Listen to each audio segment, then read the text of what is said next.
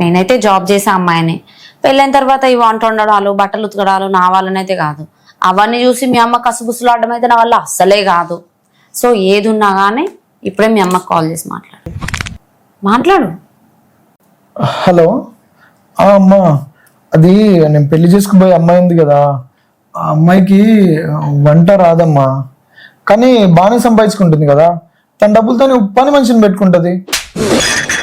లేదమ్మా, తనకు బట్టలు ఉతకడం కూడా రాదు, కానీ బాగానే సంపాదించుకుంటుంది కదా. వాషింగ్ మెషిన్ కొనుక్కుంటుంది. నువ్వేం టెన్షన్ పడకమ్మా. రోజు ఆఫీస్కి వెళ్ళొచ్చే అమ్మాయి ఇంట్లో వంట వండుకుంటూ బట్టలు ఉతుక్కుంటూ కూర్చుంటుందా ఏంటి?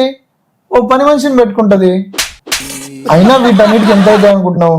నెలకు 40,000 సంపాదించే అమ్మాయి. వీటన్నిటికి ఎంత కాదన్నా 25,000 30,000 పోయినా నీ చేతికి 5-10,000 వస్తాయమ్మా. నేనేమంటున్నా అంటే ఆ అమ్మకి ఎందుకులే టెన్షన్, ఎలాగో అందరు చేసుకునే పనిలే కదా, నేను చేసుకుంటా.